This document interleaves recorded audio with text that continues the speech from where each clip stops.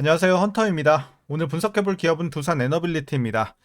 이제 지난달 중순까지는 상당히 좋은 흐름 이어가면서 작년 말 대비 주가는 2배 가까이 뛴 상황이었습니다. 25,000원까지 이제 신고가를 찍었는데, 자, 최근에 이제 급락이 연출이 되면서 엄청난 조정이 이어졌습니다. 그래서 10,000원 중반대까지도 내려왔던 모습입니다.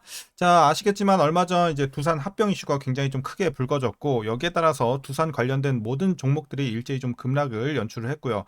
특히나 이제 최근 들어서 역사상 최대치의 이제 급락장이 이어졌던 국내 증시였죠. 하루에 뭐 10% 가까이 좀 빠졌던 상황이었고, 이런 어쨌든 폭락장이 이어지면서 좀 급락을 더욱더 부추기기도 했습니다. 하지만 최근에 이제 다시 한번 좀 반등이 이어지고 있고, 증시도 다시 한번 좀 분위기를 되찾고 있는 상황인데, 이런 상황에서 우리가 이제 계속해서 상승하는 흐름 좀 기대해 볼 수 있을지 향후 주가의 흐름 분석을 통해서 예측을 해보도록 하겠고요.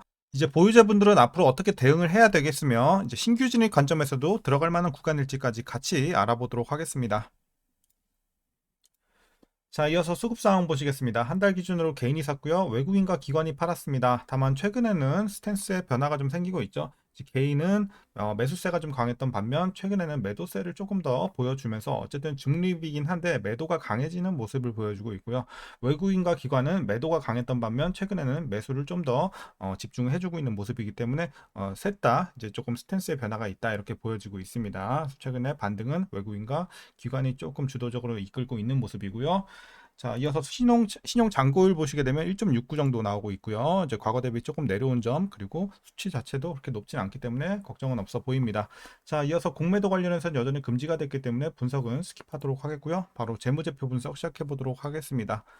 2019년도 매출부터 확인해 보도록 하겠습니다. 15조 5천. 자, 9조 때까지 눌렸고요. 올라갑니다. 10조, 15조, 17조. 그리고 올해는 살짝 눌리면서 16조 8천까지 내려옵니다. 그래서 살짝 눌리는 올해의 모습이고요. 자, 영업이익 보도록 하겠습니다. 과거 적자를 기록을 하면서 눌렸다가 다시 올라가죠. 8천, 1조 천, 1조 4천. 마찬가지로 상승 흐름 작년까지 진행이 됐고, 올해는 영업이익도 매출과 마찬가지로 소폭의 하락이 진행이 되면서 1조 2천 정도 그래서 좀 나올 것으로 기대가 되고 있습니다. 다만 당기순이익은 전년 대비 올해가 더 좋을 것으로 보여지고 있는 점은 좀 괜찮아 보입니다. 자, 어쨌든 그래도 올해는 좀 아쉽긴 하지만 실적은 내년 후년 가면서 계속해서 상승 흐름 이어갈 것으로 예상치는 나와주고 있고요. 자, 이어서 분기별로 전년 대비 영업이익만 한번 비교해 보도록 하겠습니다. 먼저 1분기 영업이익 3,600에서 3,500 살짝 떨어졌고요. 2분기는 4,900에서 3,000 작년에 좀 좋게 나오면서 좀 많이 떨어지는 2분기 좀 아쉽게 됐습니다. 그리고 3분기도 3,100에서 3,000대 약간의 이제 소폭의 하락을 이어가고 있고요. 4분기는 드디어 전년 대비 개선될 것으로 보여지면서 2,900에서 3,000 정도 약간 올라주는 모습입니다. 하지만 어디까지나 예상치기 때문에 변화가 생길 수는 있고, 어쨌든 전년 대비해서는 뭐 거의 비슷한 수준 혹은 약간 눌린다 정도로 보시면 될 것 같아요. 전반적인 분기별 실적도요. 자, 이어서 이제 부채 비율 살펴보도록 하겠습니다. 이제 과거 좀 높았죠. 300대에서 250, 160, 120까지 내려왔고요. 최근에 120대 유지 중에 있습니다. 하지만 조금씩 내려와 주고는 있는 점 괜찮아 보이고요. 자, 크게 걱정할 수준은 아닙니다. 자, ROE 보도록 하겠습니다. 과거 마이너스 좋았을 땐 10 정도, 그리고 다시 한번 하락하면서 0.7까지 내려왔었고, 올해는 개선이 되면서 6.39 나오고 있습니다. 앞으로도 7, 8 이런 식으로 올라줄 것으로 기대가 되고 있지만, 어쨌든 뭐 수익성이 그렇게 좋다고 좀 아직은 말하기는 이를 것 같습니다. 두 자릿수 진입도 아직은 조금 예상이 힘들 것 같고요. 자, 이어서 EPS 보도록 하겠습니다. 이제 마이너스 기점으로 해서 작년 올해 개선이 되면서 올해는 700대까지 올라오는 점은 괜찮아 보입니다. 이제 순이익 상승 효과죠. 자, 그리고 이제 배당은 좀 아쉽지만 과거에도 없었고 올해도 없을 것으로 예상치가 나오고 있고요. 마지막으로 현재 PER은 24배, PBR은 1.48배 나오고 있습니다. 그리고 현재 주가 밸류에이션 상황은요. 지금은 이제 엄밀히 따지면 거의 적정 주가 근처라고 보고 있어요. 그래서 저평가도 아닌 고평가도 아닌 제같이 받고 있는 구간이다라고 말씀드릴 수 있겠습니다. 아무래도 실적이 그렇게 뭐 올라가는 구간은 아니기 때문에 지금 좀 주가가 싸 보이긴 해도 저평가는 아닙니다. 다만 우리가 지금 생각해야 되는 거는 뭐냐면 앞으로에 있을 이런 수주 모멘텀이 상당히 좋은 상황이기 때문에 좀 이따 물론 이슈 시간에 말씀드리긴 하겠지만 앞으로 이런 기대감 같은 것을 우리가 좀 생각을 해 봤을 때는 약간 싼 구간으로 저는 볼 수가 있다고 생각을 합니다. 그래서 실적 자체로만 봤을 때는 지금은 저평가는 아니지만 우리가 좀 재료를 생각했을 때는 지금 그래도 어느 정도 저평가로 보는 게 맞다라고 판단하고 있습니다. 자, 이어서 동사 관련 이슈 한번 살펴보도록 하겠습니다. 먼저 이제 합병 관련 이슈입니다. 두산 에너빌리티가 우수 현금 창출원인 두산 밥켓을 매각을 해도 기업 경쟁력 약화 그리고 지역 경제 침체가 일어날 일은 희박하다면서 이제 구조 재편 이점을 더욱더 강조하고 있는 최근의 상황입니다. 하지만 주식 합병 비율이 그대로이기 때문에 주주 손해 문제는 여전히 좀 평행선을 달리고 있는 상황인데요. 특히나 이 두산 측은 사업 구조 개편 시 두산 에너빌리티의 성장에도 도움이 될 것이라는 입장을 좀 재차 내놓고 있는 상황입니다. 두산 밥켓을 두산 에너빌리티에서 떼어내면 두산 에너빌리티의 차입금은 7천억 정도 감소가 되고요. 비영업용 자산을 처분을 해서 5천억 원의 현금을 확보할 수 있게 됩니다. 자, 그래서 이를 통해서 약 1조 원 수준의 신규 투자 여력을 원전 생산 설비 증설에 신속히 투입하겠다고 회사 측에서 밝혔고요. 차입금 감소로 연간 660여억 원의 수준의 이자 절감까지 좀 노려볼 수 있을 것 같습니다. 자, 이어서 동사의 주가는 자, 오늘 장 마감 기준으로 18,340원인데요.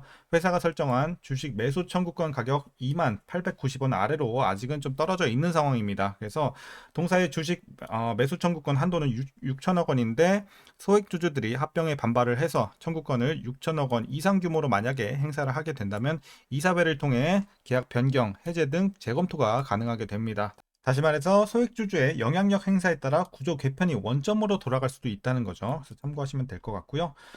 자, 이제 마지막으로 여러분들 체코 원전 관련 내용 좀 얘기해 보도록 하겠습니다. 이제 최근 두산 에너빌리티가 속한 팀 코리아가 체코 신규 원전 사업 우선 협상 대상자로 선정이 됐습니다. 그래서 굉장히 좋은 호재가 들어왔고 원자력 관련 사업에도 긍정적인 영향까지 기대가 되고 있습니다.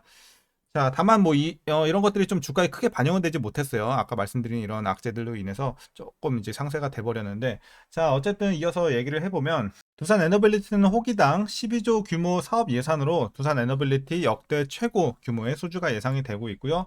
체코 후속 테멜린 부지 2기 추가와 SMR 건설 등에서 협력 확대 가능성까지 기대가 되고 있습니다.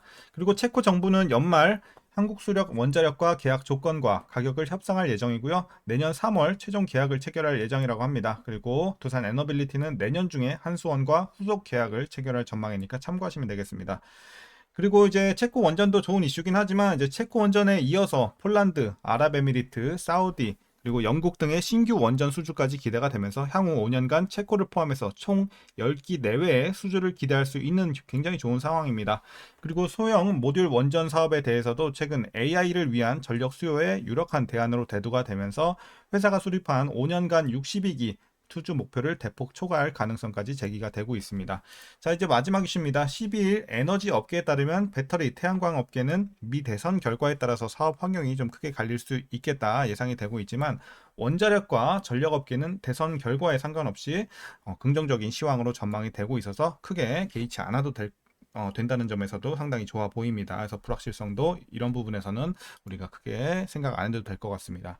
자, 최근 이슈 여기까지입니다. 어쨌든 뭐 최근에 재료 자체는 상당히 좋은 상황이고요. 그럼 이제 여러분들 마지막으로 투자 전략 설명드리면서 영상 마치도록 하겠습니다. 자, 먼저 신규 진입 관점에서는 저는 긍정적이라고 말씀드리도록 하겠습니다. 물론 자, 급락이 최근에 굉장히 크게 이어졌던 요 밑바닥 15,000원, 16,000원 요 구간에서 들어가신 분들이 베스트긴 합니다. 요때는 상당히 메리트가 큰 구간이고 물론 지금 좀 올라주긴 했지만 여전히 진입은 가능한 구간이다 정도로 말씀드릴 수 있을 것 같습니다. 그래서 메리트는 살짝 잃긴 했지만 여전히 진입하기엔 나쁘지는 않다 정도로 말씀드릴 수 있겠습니다. 신규 진입도 긍정적이다 이렇게 말씀드리고요. 이어서 보유자분들 대응 방법입니다. 자, 먼저 목표가부터 설정하도록 하겠습니다. 일단은 1차와 최종으로 나눠 드릴게요. 1차 목표가는 21,000원입니다. 그리고 최종은 현재 재료선 전고점 부근인 25,000원 보고 있습니다. 그래서 21,000원, 25,000원 1차와 최종으로 나눠드렸고 여러분들 꾸준하게 좀 보유해 나가시다가 21,000원 도달 시에는 한 절반 정도 익절해 주시고 어느 정도 좀 챙겨 주시고 나머지 절반 비중은 25,000원까지 한번 노려보는 전략 이렇게 말씀드리도록 하겠습니다. 하지만 이제 하반기에 그리고 내년 가면서 수주 지금 모멘텀이 상당히 좋은 상황이기 때문에 큰 어떤 악재만 없다면 아무래도 하반기 이제 내년까지 가면서 목표 주가는 계속 올라갈 수 있는 가능성도 있지만 지금 재료로서는 이렇게 두 개의 가이드라인으로 나눠서 드린다는 거 참고해 주시면 될 것 같습니다. 자, 그리고 이제 마지막으로 최근에 이제 들어가신 분들 좀 물려 계실 수가 있겠습니다. 단기적으로 많이 떨어졌기 때문에. 물려 계신 분들은요, 일단은 그냥 21,000원. 자, 1차 목표가 있죠? 21,000원 밑으로만 좀 안착시켜 주시면 큰 문제는 없어 보입니다. 그래서 여러분들 21,000원 밑으로만 평단 맞춰 주시고, 이미 21,000원 밑에 계신 분들은 크게 물탈 필요는 없을 것 같아요. 계속 보유만 하시면 괜찮을 것 같고, 21,000원 위에 물려 계신 분들은 물타서 꼭 21,000원 밑으로 가능하신 구간까지 내려주시면 될 것 같습니다. 자, 그래서 오늘 전략 여기까지 말씀드리도록 하겠습니다. 그리고 어쨌든 이번 합병 관련해서도 물론 두산이 나쁜 짓을 한 건 맞아요. 자기들의 이제 이익을 위해서 이렇게 좀 주주들의 가치를 훼손한 건 맞는데 두산 에너빌리티 입장에선 크게 손해 볼 건 없다. 이렇게 좀 말씀드리도록 하겠고요. 오히려 좋은 점도 있으니까 크게 걱정하진 않으셔도 될 것 같습니다. 오히려 이제 두산 밥캐 쪽에서 좀 열받는 상황이긴 합니다. 그래서 그렇게 좀 참고하시면 될 것 같습니다. 자, 오늘 영상 여기까지입니다. 여러분들 오늘도 수고들 많으셨고요. 영상이 유익하셨다면 구독과 좋아요도 한 번씩 부탁드리도록 하겠습니다. 그럼 여러분들 오늘도 시청해 주셔서 감사합니다.